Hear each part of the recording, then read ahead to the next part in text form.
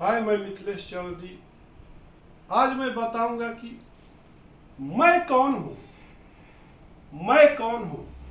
आपको सवाल पहले आपको अपने आप को जानना पड़ेगा कि आखिर मैं कौन हूँ, आप कौन हो।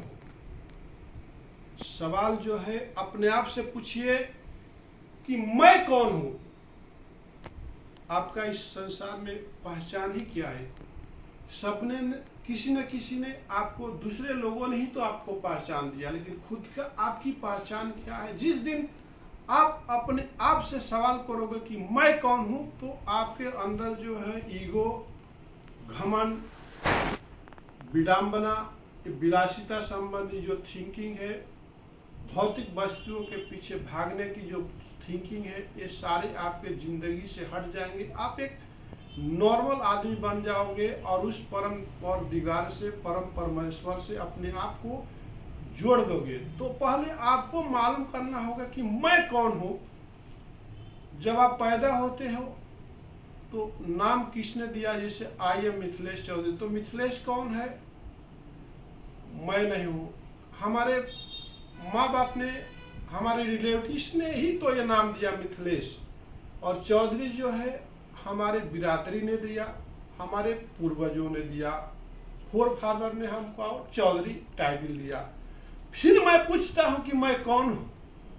अब बता सकते हो कि मैं कौन हूँ, मेरा क्या है। अगर आप भी, मैं बंदा मिथिलेश चौधरी अगर ट्रेन में बैठ गया तो वहाँ पे मैं एक यात्री बन जाता, मुसाफिर हो जाता हूँ। हमको लोग किसके नाम से जाना जाता है, रेलवे में क्या संबोधित किया जाता, यात्रीगण कृपया ध्यान दे, ये जो ट्रेन है सो प्लेटफार्म नंबर से सो प्लेटफार्म नंबर तक आपको इतना बजे से इतना बजे पहुंचने वाली है, खुलने वाली। क्या आपको बोला जाता है मिथिलेश चौधरी? नहीं, किसी ने आपको संबोधित किया। जिस जगह पर हम चले जाते हैं उस वहां पे हमको एक नाम दूसरे लोग ही देते, फिर भी आप पूछते हो कि मैं कौन हूं। एक जो होता है डॉक्टर होता है, जब वो हॉस्पिटल में बैठता है सीट पे, मरीजों का इलाज करता है, तो डॉक्टर का उपाधि कौन दिया? आपने दिया, समाज ने दिया, सोसाइटी ने दिया। ये डॉक्टर है। मेरे दोस्त, आप कौन हो? पूछो, आप अपने आप से पूछो कि आखिर मैं कौन हूं। फिर आपको इतना घमंड क्यों अपने आप को ही? आपका कुछ भी नहीं है। ये जो शरीर है, ये जो शरीर है आपको माँ बाप ने इस पृथ्वी पर ला के दिया, फिर भी आपको घमंड है कि मैं कौन हूं। अपने आप को ऐसा महसूस मत करो। अपने आप में जो भी आपके अंदर जो ईगो है, जो घमंड है, उसको निकाल करके फेंक डालो। एक नॉर्मल जिंदगी जीना शुरू कर दो। एक दूसरे से जलना, ईर्ष्या करना, द्वेष करना, लड़ाई करना, झगड़ा करना, ये छोड़ दो। आखिर आपकी पहचान ही क्या है? आप क्या हो? आप बोलते हो, एक आपको छोटी सी कहावत बोलता हूँ। एक रेस्टोरेंट में बड़े बाप के बिगड़े हुए औलाद जाते हैं और एक वेटर को बोलते हैं ये सामान लेकर के आओ। फिर इतने ऑर्डर कर देते हैं, 5 लोग रहते, पांचों कंटिन्यूस ऑर्डर करने लगते हैं। वो जल्दबाजी के चक्कर में वेटर जो है लेकर के आता है, जैसे ही सामान रखता है टेबल पर, बाय मिस्टेक हाथ से फिसल जाता है और बिगड़े हुए बाप के औलाद के शर्ट पे छींटा पड़ जाता है और उसको कॉलर पकड़ के दे दबा के उसको वेटर को मारता है वहीं पे। फिर वेटर से बोलता है कि तू जानता है मैं कौन हूं? तू जानता है कि मैं कौन हूं? देखो मेरे दोस्त, आपको सवाल जरूर मिलेगा।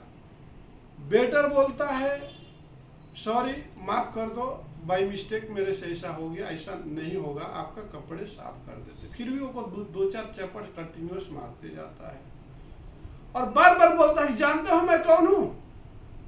वेटर ने बोला सर माफ करो, मेरी तो एक पहचान है कि मैं इस जो होटल का एक वेटर हूं। और जो भी गेस्ट आते हैं, जो भी यहाँ पे खाना खाने के लिए आते हैं, उनको सर्विस देता हूँ। मेरा एक पहचान है कि I am a better for this hotel. लेकिन तुम कौन हो ये किसी को नहीं मालूम। तुम अपने बाप के दौलत पे यहाँ पर फ्रेंड सर्कल में आकर के खाते हो और ड्रिंक करते हो। तुम्हारी कोई पहचान है? थोड़ा देर के लिए बंदा जो है जबरदस्त जो चाटा लगाया होता, अपने आप को इतना शर्मिंदगी करता है, रात में दिन में उसको नींद नहीं आती है, बार बार वो बेटर की सवाल उसके दिमागों में गूंजते रहता है। आखिर वो बेटर ने सही बोला कि मैं कौन हूं?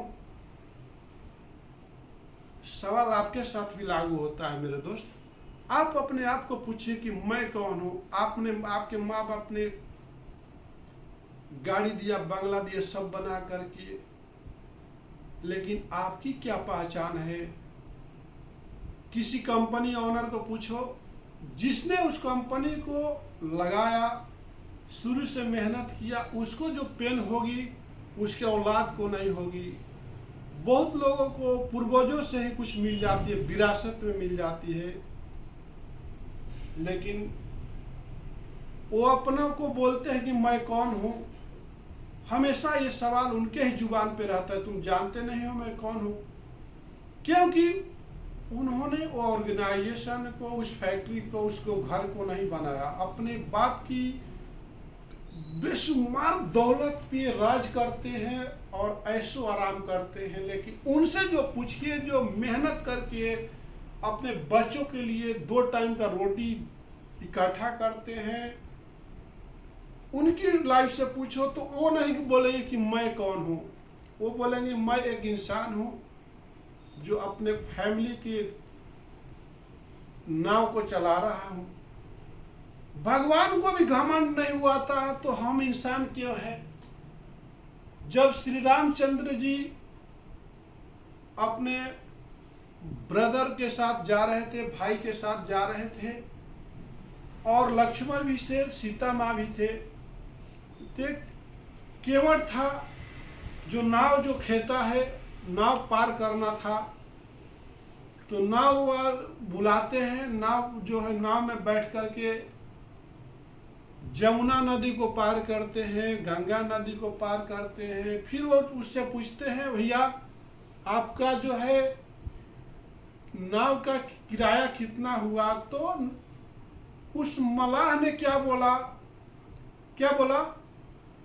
कि भैया कोई ड्राइवर से पैसे नहीं लेता है, मेरे प्रभु आप जो है लोगों को भव सागर से पार लगाते हो और मैं जो लोगों को इस नदी से पार उतार देता हूं। तो ये हमारा जो है कर्जा जो है ना आपके ऊपर बना रहेगा। आप जब मेरा बुरा वक्त जब आ जाएगा, जब मैं मरने के किनारे आ जाएंगे, तो आप क्या करना प्रभु, मेरे को इस संसार रूपी नर्क से थोड़ा हमारी नैया को पार लगा देना। और मैं आपसे क्या मांग सकता हूँ? आप प्रभु हो, भगवान हो, मैं आपसे नाव का खेवाई नहीं ले सकता हूँ, चार्ज नहीं ले सकता हूँ। तो भगवान ने देखा कि आखिर ये केवट के अंदर, उस मलाह के अंदर कितनी सहन शक्ति है, उसको ये नहीं है कि मैं कौन हूँ। तो मेरे दोस्त ऐसे ऐसे कहानियाँ हैं। अपने आप को पहचानो, अपने आप से ईगो को निकालो और पूछो कि आखिर मैं कौन हूँ। आपको खुद का पहचान बनाओ। दूसरे के पहचान पे जिंदा रहना और दूसरे को तकलीफ देना ये अच्छी बात नहीं है। इसी के साथ मैं मिथिलेश चौधरी ये वीडियो को विराम देता हूँ। नमस्कार, धन्यवाद।